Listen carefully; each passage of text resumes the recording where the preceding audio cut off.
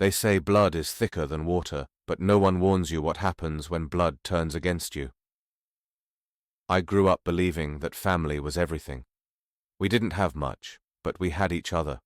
Or at least, that's what I thought. My cousin Ryan wasn't just a relative, he was my brother. We shared birthdays, school fights, secrets, everything. He was there the day my dad died. He stood right next to me, hand on my shoulder, promising me, "I've got your back." Always, but promises are easy when there's nothing to take. When my father passed, he left behind a piece of land. It wasn't huge, but it was sacred to me. It was where my dad built our first home, where he taught me to throw a ball, to work hard, to never break trust. Ryan knew how much it meant to me. He knew it wasn't just property. It was the last piece of my father. But greed has a way of turning love into a weapon. One day, I came home to find a strange letter on the table. Transfer of ownership, with my signature on it. But I hadn't signed anything. At first, I thought it was a mistake. Then I saw his name, Ryan. He forged my signature, sold the land, cashed in every memory I had.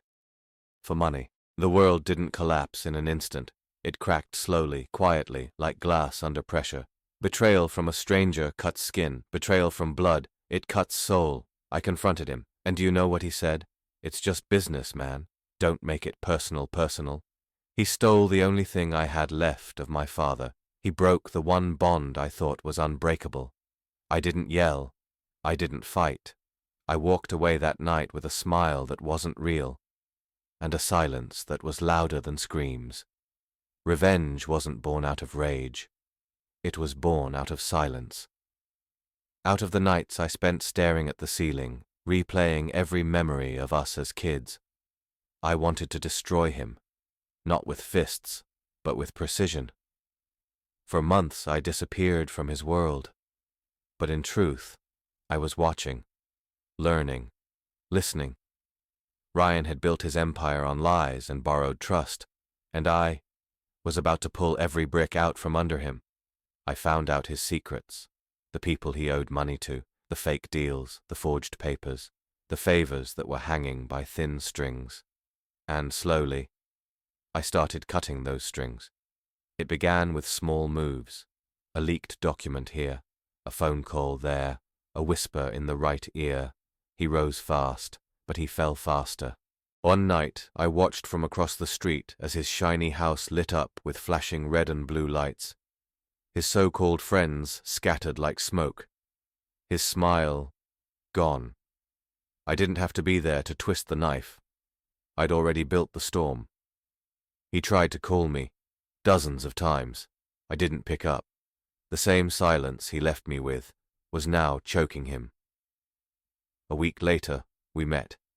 He found me at the old basketball court where we used to play as kids.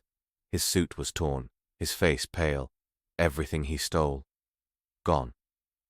"Why? Why would you do this to me?" he whispered. "I didn't do anything to you," I said, looking him dead in the eye.